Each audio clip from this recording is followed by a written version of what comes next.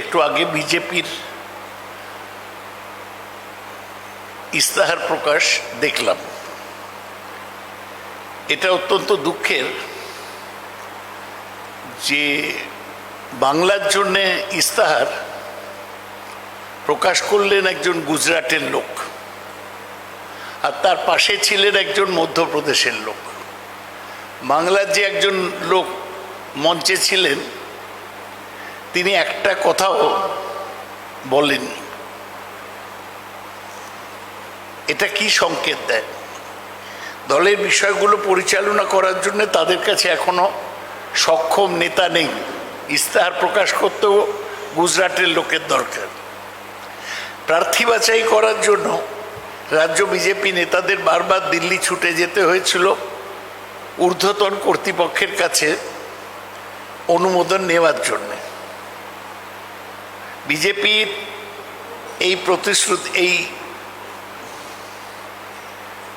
ইস্তাহার কিছু প্রতিশ্রুতি মাত্র। আপনাদের একটা মনে রাখতে হবে যে বিজেপি যেন তৃণমূলকে অনুসরণ এবং অনুকরণ করছে। আমরা আগে 291 জন প্রার্থীর লিস্ট বার করে দিয়েছে। বিজেপি আমাদের পরে 4-5টা ক্ষেপে প্রার্থী তালিকা প্রকাশ করেছে। আমরা গত 17 তারিখ আমাদের ইস্তাহার প্রকাশ করে দিয়েছি। বিজেপি 21 তারিখ তাদের ইস্তাহার প্রকাশ করল। এবং যদি ভালো করে দেখা যায় আপনারা দেখবেন ওদের অনেকগুলো জিনিসই তৃণমূলের উপর নির্ভরশীল। ইস্তাহার মানে হচ্ছে নির্বাচনী প্রতিশ্রুতি। বিজেপির নির্বাচনী প্রতিশ্রুতির কি দাম আছে? ওরা 2014 আগে বলেছিল বিদেশ থেকে কালো টাকা এনে প্রত্যেক পরিবারকে 15 লক্ষ টাকা তাদের ব্যাংক অ্যাকাউন্টে দেওয়া হবে। সেটা ওরা করেনি। ওরা বলেছিল যে বছরে 2 কোটি চাকরি দেবে, কিন্তু ওরা সেটা পূর্ণ করেনি। আমরা যে কথাগুলো বলেছিলাম সেগুলোই ওরা অনুসরণ করছে, কিন্তু এখন ওরা বলছে সিটিজেনশিপ অ্যামেন্ডমেন্ট অ্যাক্ট ওদের সরকার রাজ্যে তৈরি হলে তাহলে ওরা মন্ত্রিসভায় পাশ করবে। আমাদের প্রশ্ন, নাগরিকত্ব সংশোধনী আইন বা সিএএ এটা একটা কেন্দ্রীয় আইন। এটার জন্য রাজ্য মন্ত্রিসভার বৈঠকের দরকার কি?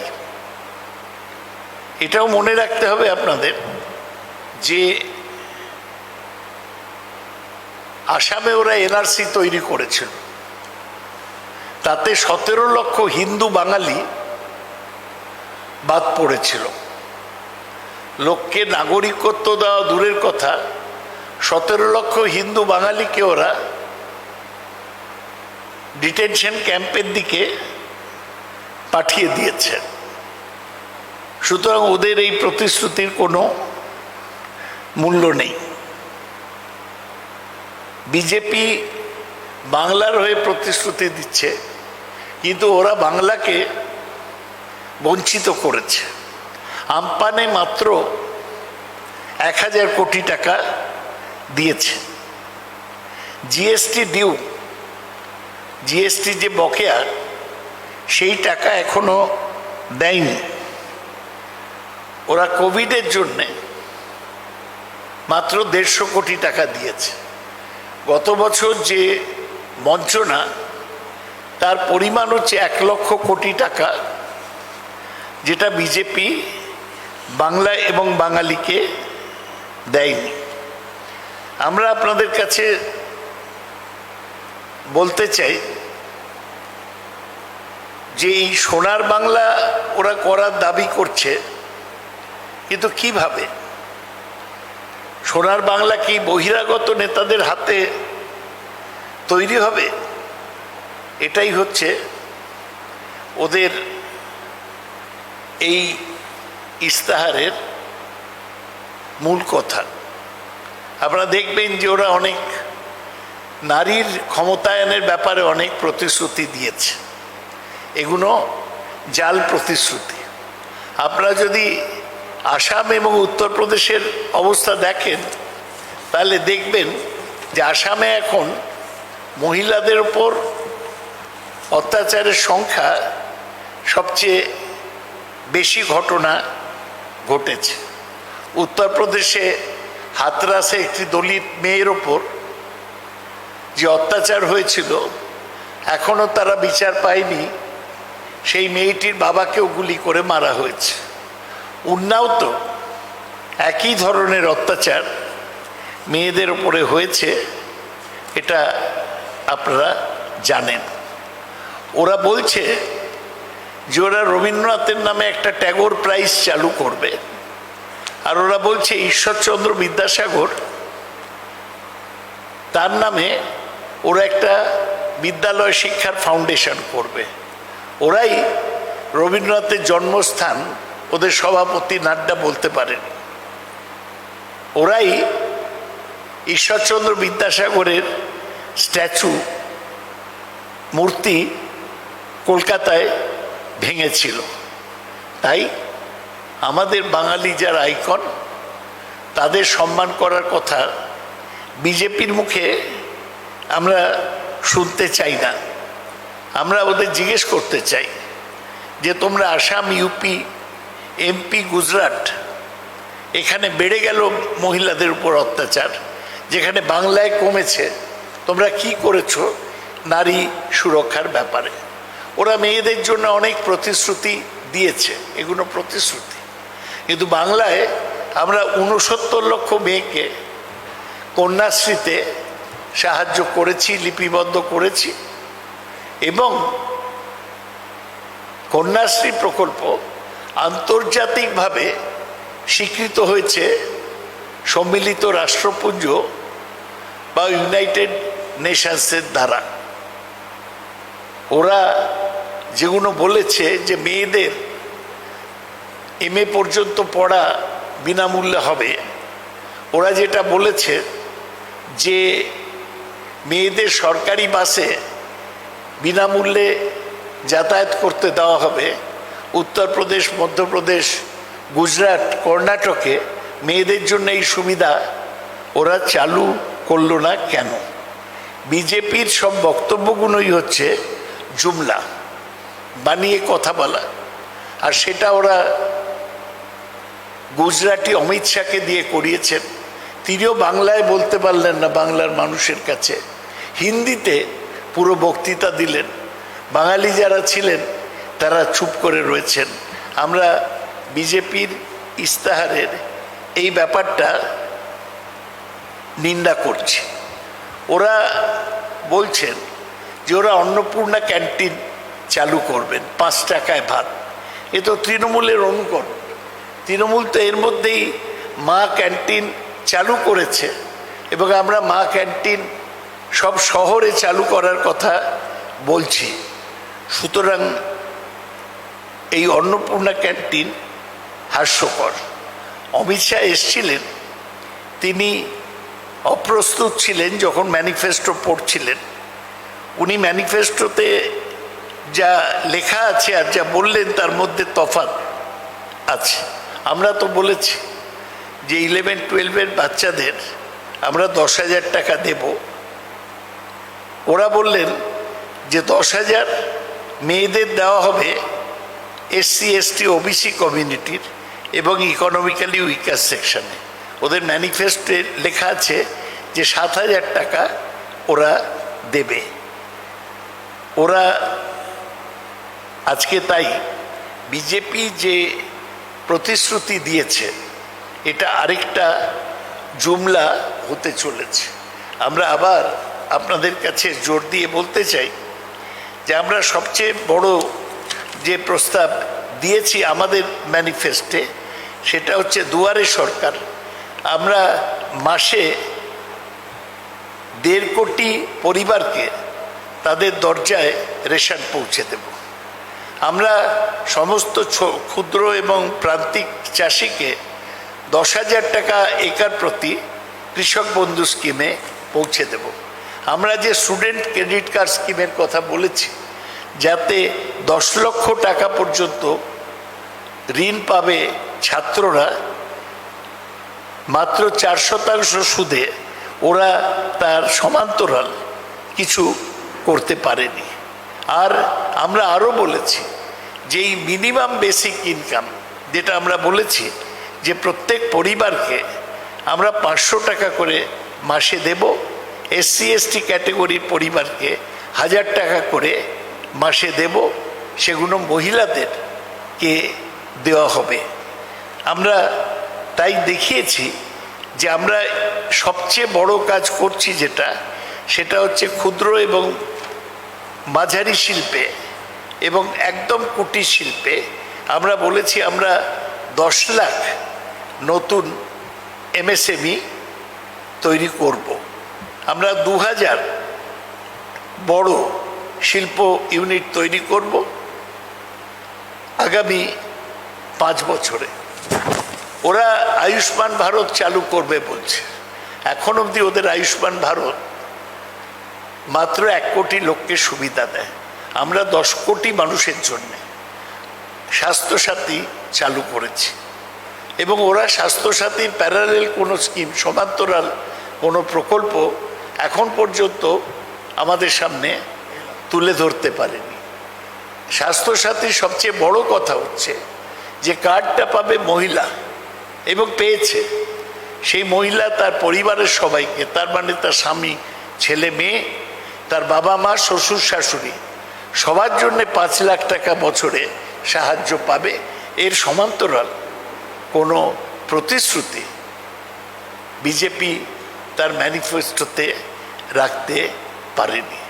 বিজেপি একটা জুমলাবাজ পার্টি, সুতরাং ওদের ম্যানিফেস্টোতে বিশ্বাস করার কোনো কারণ নেই। ওরা বলছে যে ওরা অনুপ্রবেশ রোধ করবে, বর্ডারে সীমান্তে কাঁটা তার দেবে। এ তো 7 বছর ওরা ক্ষমতায় আছে, BSF তো ওদের হাতে আছে, ওরা কেন অনুপ্রবেশ বন্ধ করতে পারল না? তার মানে ওরা এই কাজে ব্যর্থ হয়েছে। আমি তাই আপনাদের মনে করিয়ে দিই যে ওরা বলছে যে বিজেপি তাদের প্রতিশ্রুতি বরাবর রেখেছে, যাতে এটা বলল ওরা, যাতে কোনো কোয়েশ্চেন না হয়। আপনারা দেখেছেন ওদের প্রেস কনফারেন্সের পরে উনি কোনো কোয়েশ্চেন সাংবাদিক থেকে নেয়নি। ওরা বলছে যে ST স্ট্যাটাস দেবে 6টা কমিউনিটিকে, সেইটাও ওরা করেনি। ওরা 2016-তে বলেছিল ফ্লাড অ্যান্ড ইরোশন কন্ট্রোল হবে, কিন্তু 5 বছরে ওরা কিছু করেনি।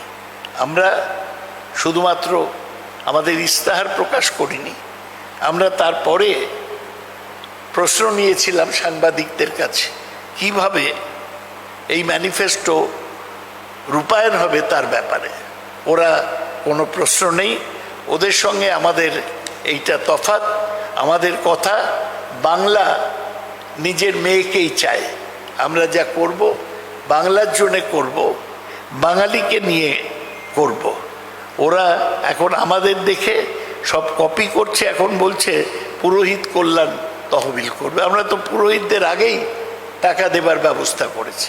আমরা তো আগেই SC ST পরিবারকে 1000 টাকা দিতে শুরু করে দিয়েছি মাসে, যাদের 60 বছরে হয়ে গেছে। তাই ওদের ম্যানিফেস্টোতে কিছু নতুন নেই, যা আছে তার বেশিরভাগ জুমলা। ওরা আগে প্রতিশ্রুতি যা দিয়েছিল তা পূরণ কেন করতে পারেনি, তার কোনো উত্তর এই ম্যানিফেস্টোতে ওরা দিতে পারেনি। আমরা আশা করি যে বাংলার মানুষ ম্যানিফেস্টোকে প্রত্যাখ্যান করবে, রিফিউজ করবে। তার চেয়েও বড় কথা, ম্যানিফেস্টো বড় বড় করা যায়, বিজেপি তো জিতছে না। আমরা তো বারবার বলেছি যে বিজেপি 100 আসন পৌঁছতে পারবে না। বড় বড় করে ইজেডসিসিতে, আমরা তো মমতা ব্যানার্জি তার নিজের বাড়িতে রিলিজ করেছে, ওরা ইজেডসিসিতে ফাংশন করে সরকারি জায়গায় একটা ফাংশন, যেটা করা উচিত নয়। ম্যানিফেস্টো রিলিজে পলিটিক্যাল পার্টিতে ইজেডসিসি সরকারি জায়গা কেন সেটা ব্যবহৃত হবে, কিন্তু ওরা করেছে। আমরা আশা করি যে বিজেপি হেরে গেলে তখন ওরা স্বীকার করবে যে ওরা এই ভুল করেছিল বা দোষ করেছিল। আপনারা অনেকক্ষণ দাঁড়িয়ে আছেন, অপেক্ষা করছেন।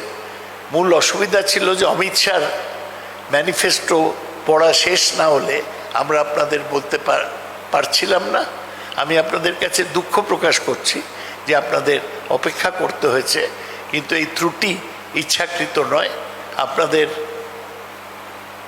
পূর্ণাঙ্গ একটা প্রতিক্রিয়া, রিয়াকশন দেবার জন্যেই আমরা এই সময় প্রেস কনফারেন্স করলাম। আমি আশা করি আপনাদের সংবাদ মাধ্যমের মাধ্যমে এই ম্যানিফেস্টোর কথা সকলের কাছে ছড়িয়ে যাবে। ডিরেক্টর সাহেব কিছু বলবেন? মাইক একটা দাও না। हाँ हाँ बोलिए। संक्षेप में बोल रहा हूँ। अभी अमित शाह, उनका गृह मंत्री केंद्रीय सरकार का बीजेपी का मैनिफेस्टो रिलीज किए हैं। ये दुखद बात है कि बंगाल के लिए मैनिफेस्टो वो रिलीज किया एक गुजरात के रहने वाला, और मंच पर थे एक मध्य प्रदेश में रहने वाला। इसके मतलब है बीजेपी में काबिल आदमी नहीं है बंगाल में जो मैनिफेस्टो रिलीज कर सकता है। ये मैनिफेस्टो वो लोग बोलते हैं एश्योरेंस, लेकिन हमें तो लगता है ये जुमला है। 14 साल में वो लोग बताए थे कि वो लोग 15 लाख हर परिवार को देंगे, लेकिन उन्होंने नहीं दिया। उन्होंने बताए थे कि वो 2 करोड़ नौकरी हर साल देश के लोगों को देंगे, वो बताए नहीं है। वो अभी बोल रहे हैं कि वो सीएए बांग्ला के कैबिनेट में अप्रूव करेगा। ये भी जुमला है, क्योंकि सिटीजनशिप अमेंडमेंट एक्ट एक केंद्रीय सरकार की आईन है, कानून है। उसको बंगाल के मंत्रिमंडल में इसको अप्रूव करने का सवाल नहीं उठता। और अमित शाह इसको जवाब नहीं दिया कि असम में एनआरसी करने के बाद 17 लाख बंगाली हिंदू को नो सिटीजन कर दिया गया, उसको डिटेंशन कैंप में अभी रहने पड़ेगा।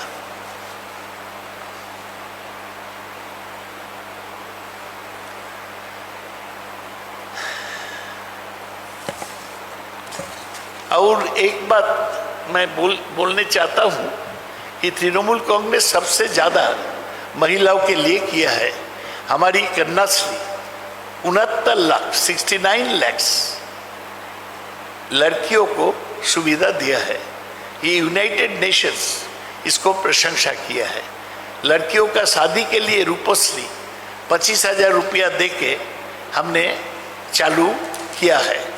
और ये शायद आप जानते हैं कि बंगाल में महिलाओं पर अपराध की घटना कम होते जा रहा है, जहां असम, यूपी, हिमाचल, गुजरात में बढ़ गया है। हाथरस में जो एक दलित लड़की पर अत्याचार हुआ था, उसको अभी तक इंसाफ नहीं मिला। तो हमें ये कहना है कि बीजेपी जिम्मेदारी छोड़ के ये मैनिफेस्टो रिलीज किया, क्योंकि वो अपने मन में जानते हैं उसको कभी पश्चिम बंगाल में बहुमत मिलना नहीं है। उसको आज सीट 100 तक भी नहीं पहुंचेगा। हम आशा करते हैं कि बंगाल के लोग ये मैनिफेस्टो को रिफ्यूज करेंगे। हाँ? और एक बड़ी बात आप लोग को बोलना है, एक बड़ो कथा आपनादेर बोलार आछे যে চাকরির ব্যাপারে ওরা বলেছে সারা দেশে কিন্তু বেকারি 45 বছরের মধ্যে সবচেয়ে বেশি হয়ে দাঁড়িয়েছে। এই কোভিডের সময় বাংলায় কিন্তু 40% আনএমপ্লয়মেন্ট কমে গেছে। এগুলো জাতীয়ভাবে স্বীকৃত সংখ্যা। বিজেপি আসল ব্যাপার চাকরি কোথায় দেবে, কবে দেবে, ওদের কেন্দ্রীয় সরকার, রাজ্য সরকার কোনোটাই বিজেপি সঠিকভাবে বলেনি। যেখানে আমরা বলেছি যে এমএসএমইর মাধ্যমে আমরা চাকরি দেব এবং তাতে অনেক লোকের কর্মসংস্থান হবে।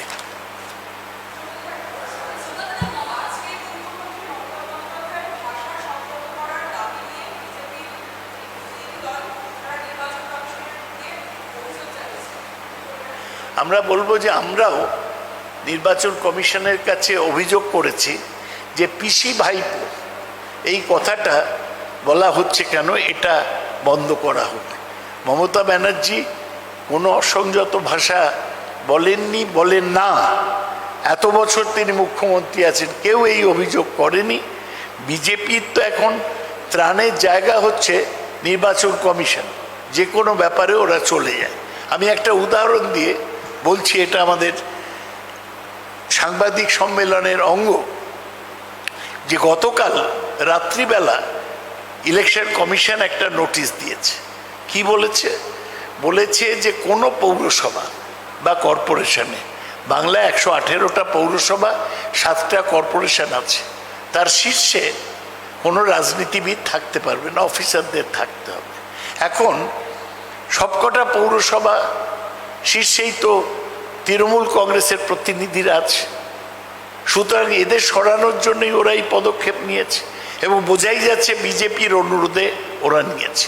আমি 19 তারিখও আমাদের একটা প্রতিনিধি দলের সঙ্গে নির্বাচন কমিশন সাথে দেখা করেছিলাম। ওরা বললেন আপনারা আমাদের শুধু বায়াস বলছেন, আমরা তো নির্বাচন ভালোভাবে নিরপেক্ষভাবে করতে চাই। আমি বললাম আপনারা যদি নিরপেক্ষভাবে করেন তাহলে আমরা কেন আপনাদের নিন্দা করব? কিন্তু তার দুদিন পরেই 19 তারিখ আমরা এটা করলাম, 20 তারিখ ওরা এই মিউনিসিপ্যালিটির ব্যাপারে এই নোটিশ দিয়ে দিল। আরেকটা ছোট্ট উদাহরণ দিই নির্বাচন কমিশন নিয়ে, যে নির্বাচন কমিশনে আগে নিয়ম ছিল যে কোনো বুথে পোলিং এজেন্ট সেই হতে পারে যে সেই বুথের বাসিন্দা বা তার লাগোয়া বুথের বাসিন্দা। এটা ওরা তুলে দিচ্ছে কেন? তার কারণ পশ্চিমবাংলায় যে 77,000 বুথ ছিল সেখানে বিজেপির কর্মী নেই, তাই অন্য জায়গা থেকে যাতে ওরা কর্মী আনতে পারে বুথ এজেন্ট হবার জন্যে সেইটা চেষ্টা করছে। তাই আমরা বলছি যে নির্বাচন কমিশন এখনও নিরপেক্ষ হোক, এটা আমাদের আশা প্রার্থনা। আমরা কঠিন শব্দ তাদের বিরুদ্ধে ব্যবহার করতে চাই না। আমি আশা করি আপনারাও সেটা বুঝবেন এবং আমরা নির্বাচন কমিশনকে ওদের যে অর্ডার সেটা প্রত্যাহার করার জন্যে অনুরোধ করছি।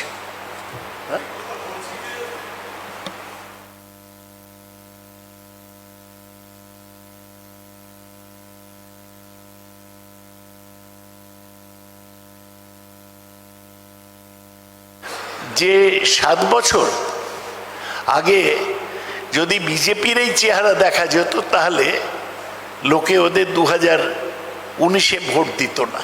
মানুষ তো তখন জানতো না যে প্যান্ডেমিকের সুযোগ নিয়ে ওরা কৃষক বিরোধী কৃষি আইন নিয়ে আসবে, প্যান্ডেমিকের সুযোগ নিয়ে ওরা বেচুবাবুর কাজ করবে, সব বেচে দেবে, 2টো ব্যাংক, একটা ইন্স্যুরেন্স কোম্পানি, LIC-কে প্রাইভেটাইজ করে দেবে, বিমানবন্দর প্রাইভেটাইজ করে দেবে এবং শ্রমিক বিরোধী শ্রম আইন নিয়ে আসবে।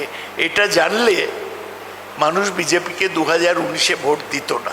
আর ওরা বিজেপি কৃষকের গায়ে হাত দিয়েছে। পশ্চিমবাংলায় বুদ্ধদেব ভট্টাচার্য যেই ভুল করেছিলেন ক্ষমতা থেকে যেতে হয়েছে, ভারতবর্ষেও মোদিকে যেতে হবে কৃষককে ওরা যেভাবে আঘাত করেছেন তার জন্য। Thank you.